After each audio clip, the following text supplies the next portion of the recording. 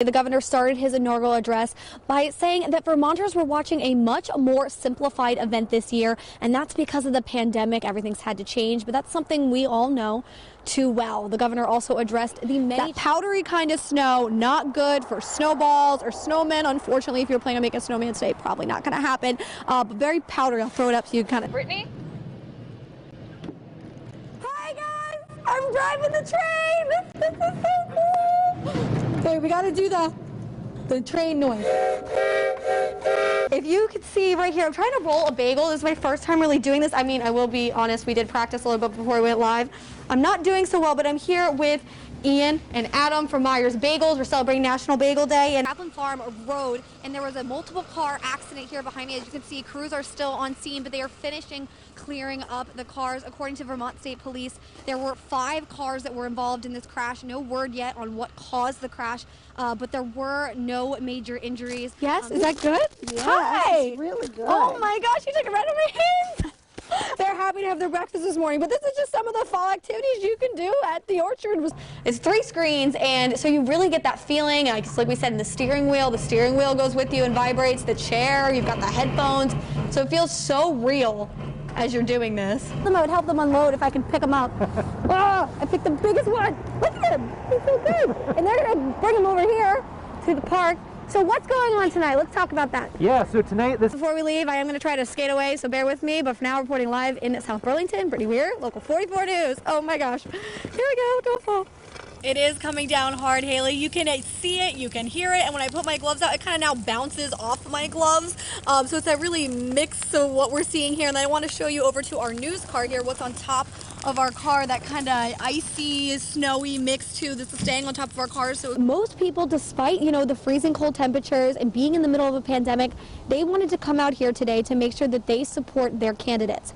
One couple that I talked to said it was very special for them to be able to come out here and cast their vote for president in person. And Courtney, it's still pretty quiet. It's been quiet all morning long here in Montpelier. But like you said, there are been warnings that have been put out just in case that there could be some possible protests today on Inauguration Day. And now we have seen a large police presence here at the State House. 30 minutes ago, we just saw 30 guardsmen here at Camp Johnson get on buses and leave, and they are headed to Washington, D.C. to provide more security at the Capitol. Now, this past weekend, we did have 30 guardsmen who were there for a week. It started last Tuesday, and now if you could take a look behind me, you can still see their campsite all set up. I'm going to step out of the way so you can get a better look, but there's a ton of tents out here, and it's definitely grown over the past week. Now, just taking you through a quick little timeline of what the past week has looked like. Police continued with the investigation, and they followed a blood trail actually to the house right here behind me on Pine Street. News, we could all use it this morning. A 9-year-old boy from North Carolina has started customizing Christmas cards with Braille lettering for a fundraiser. Blaine Tolson has that story. And among the first Wednesday at the Champlain Valley Expo was 105-year-old Sophie Connors from Colchester. This is not Connors' first pandemic, however. She lived through the 1918 flu pandemic when she was a toddler. New this morning, a man is in the hospital after being stabbed for apparently breaking into the apartment of his ex-girlfriend. Burlington police say they were called to the Riverside Apartments around 11 last night, where they found a man stabbed. It was a morning full of hugs, kisses, and goodbyes as the first 40 of 950 National Guard soldiers deployed to Europe. Commander Sean Slaney, who recently proposed to his girlfriend, said it's hard to leave his fiancée, but a lot of hard work has gone into this mission, and he's excited.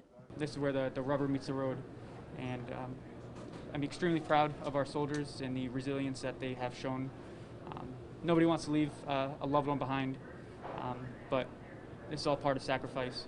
Kelsey and Sean got engaged in June, and they plan on having their wedding when Sean returns. Kelsey says preparing for the big day will be a nice distraction. The separation is going to be hard, but we have exciting things to look forward to, so that's what's going to keep me busy, planning a wedding. So the soldiers who deployed have been preparing for this mission for over a year. They're the first National Guard unit in the country to be nationally certified in DUI enforcement. Amanda Wynn says it's exciting to see her husband make history, but she's sad to see him go. Having the kids look up to somebody and, so many people that we consider family, but it's definitely heartbreaking in another sense. As his children look up to him, Sergeant First Class Charlie Wynn sets his own expectations for his kids for while he is away. I'm just hoping this one is good and this one does her schoolwork and that one doesn't get bigger than me before I get home. As the families stay home, the Vermont National Guard is ready to help them with any issues, large or small. Never thought I'd be leaving my fiance home alone for a year, but the Vermont National Guard has outstanding resources that in the event anything happens, through our family readiness group, where Kelsey is the family readiness group leader, we have those resources in place. Reporting in Colchester, Brittany Weir, Local 22 News.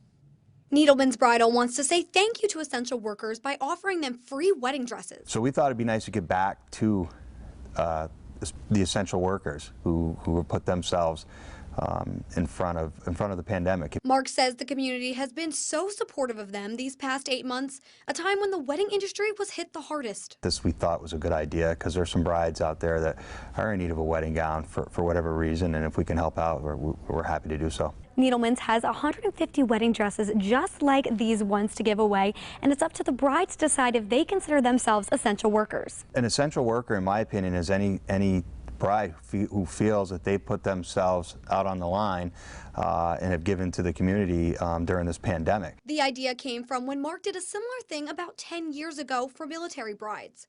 If you served in the military, you received a free wedding gown. That was pretty successful. We ended up giving away quite a few. So I was just, talking with my wife, Heather, and just thinking, hey, what can we do to help to do our share? To receive a dress, you just need to call and make an appointment. Mark says their goal is to help brides have their dream wedding. Anyway, if that's going to help a bride get her a dress that she couldn't ordinarily have had, and she's given to the community again through this pandemic, then that's all right. That's enough for me. In South Burlington, Brittany Weir, Local 22 News.